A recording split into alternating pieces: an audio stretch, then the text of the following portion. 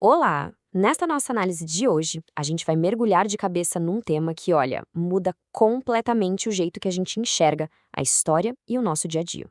A ideia aqui é desmascarar algumas estruturas globais de poder que ficam aí invisíveis, mas que moldam o mundo moderno. É literalmente ir muito além daquela superfície que a gente aprende nos livros da escola.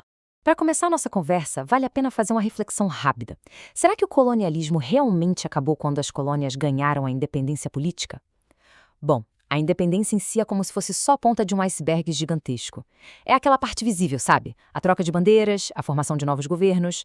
Mas o que a gente vai investigar de perto agora é aquela montanha de gelo que continua submersa. Aquele peso invisível que, querendo ou não, dita regras, dita um mercado e o nosso comportamento até hoje.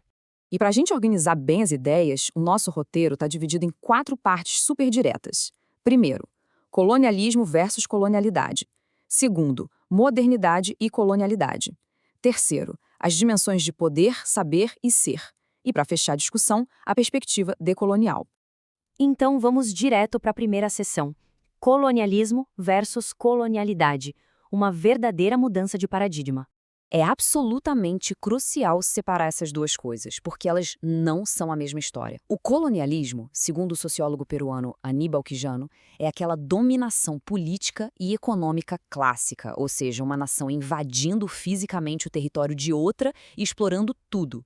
Isso aí, formalmente, politicamente, ficou no passado para a maior parte do mundo. Agora, a colonialidade, essa é a grande questão. Ela é um padrão mundial de poder que sobreviveu ao fim desse colonialismo físico. É como se fosse um sistema operacional que continua rodando no fundo, fundamentado no eurocentrismo e no capitalismo global. A sacada é que ela não precisa mais de exércitos ocupando um país. Ela ocupa a nossa cultura, a nossa forma de ver o mundo e até como a gente define o que é ou não é conhecimento válido. Tem uma frase muito impactante do pesquisador Nelson Maldonado Torres que diz o seguinte: respiramos a colonialidade na modernidade cotidianamente. E ele acertou em cheio.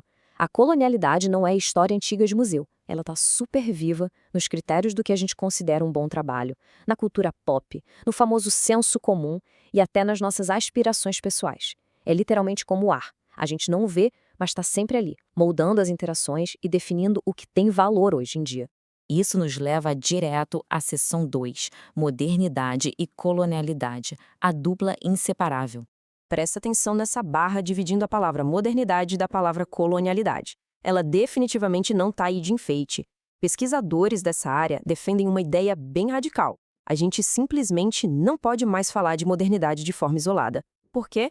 Porque a colonialidade não é um defeito do sistema, um desvio de rota ou um efeito colateral.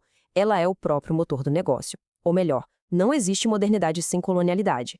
Toda aquela riqueza acumulada, o avanço tecnológico fabuloso e os ideais de progresso da nossa era, tudo isso foi erguido diretamente em cima dessa base invisível de poder e exclusão.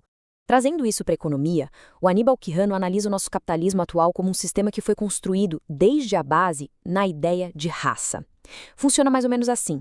As nações que dominam a economia global se colocam lá no topo como superiores e civilizadas. Já as nações exploradas são jogadas para baixo, historicamente rotuladas como inferiores ou subdesenvolvidas.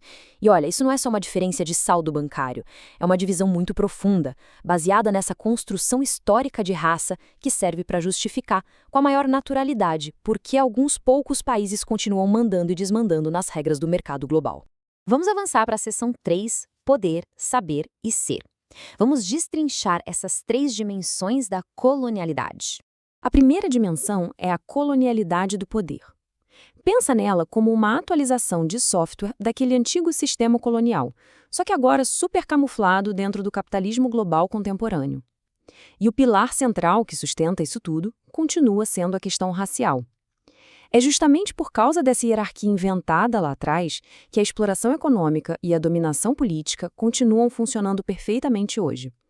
É por isso que a riqueza do mundo flui quase que por gravidade para uma única direção, enquanto o trabalho e os recursos naturais são drenados continuamente de outra. Basicamente, é a manutenção do poder com a mesma turma que já o detinha na época das invasões.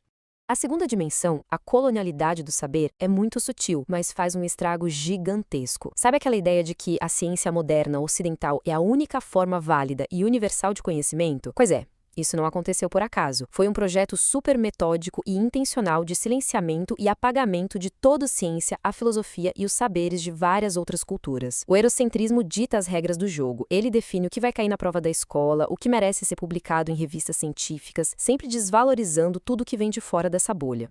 E aí chegamos na terceira dimensão, a colonialidade do ser, que é de longe a mais cruel de todas. Ela lida com os efeitos psicológicos e ideológicos profundos deixados pelo racismo. Aqui o buraco é mais embaixo. Não é só sobre dominar terras ou o que é ensinado na escola. É sobre a violência de negar a própria humanidade de grupos subalternizados. Essa colonialidade age no silêncio da mente, moldando de forma trágica como as pessoas se veem, quebrando a identidade de comunidades inteiras e fazendo com que elas internalizem uma ideia absurda de inferioridade natural. O que nos leva à nossa última parte, a seção 4, a perspectiva decolonial.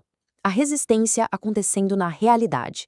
Contra toda essa estrutura gigantesca que a gente acabou de ver, existem movimentos incríveis criando novas realidades. Um exemplo fantástico é o livro História Preta das Coisas, da química e escritora brasileira Bárbara Carini. O trabalho dela é um golpe direto na tal da colonialidade do saber. Ela simplesmente desafia aquele mito de que os gregos inventaram todo o pensamento intelectual da humanidade. No lugar disso, ela apresenta nada menos que 50 invenções científico-tecnológicas feitas por pessoas negras. É um trabalho essencial porque não só expõe fatos históricos que foram ocultados de propósito, mas resgata um legado ancestral africano gigantesco que a visão eurocêntrica tentou apagar da história oficial. A arte também é um espaço fenomenal para essa perspectiva decolonial. Dá só uma olhada nessa obra impressionante chamada Dexterity, de 2021, do artista ganense El Anatsui. À primeira vista, parece uma tapeçaria super rica e brilhante, não acha? Mas o grande lance está no material. Ela é inteirinha feita com sucata e resíduos descartados por indústrias internacionais. Ele pega o lixo industrial global e transforma numa declaração estética maravilhosa para questionar o legado do colonialismo. Isso mostra visualmente como as relações de poder continuam desiguais e como o mundo ainda extrai valor do continente africano, transformando o refúgio do próprio capitalismo numa ferramenta poderosíssima de denúncia.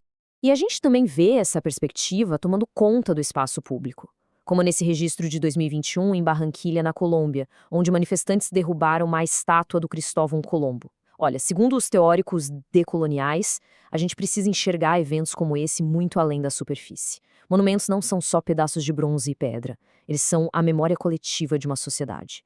Então, quando as pessoas questionam essas figuras de autoridade, a teoria decolonial não vê isso como um simples ato de destruição, mas sim como um debate muito sério vindo das ruas sobre quem merece as nossas homenagens. É a sociedade na prática repensando as narrativas que ocupam o espaço urbano. Isso deixa a gente com uma provocação muito importante para fechar. Como vimos, a colonialidade definitivamente não ficou presa no passado, nem nos textos acadêmicos. Então, ao observar a nossa rotina, o nosso ambiente de trabalho, a mídia que a gente consome e até os nossos padrões de sucesso e estética, onde será que a colonialidade ainda está escondida, bem debaixo do nosso nariz hoje em dia?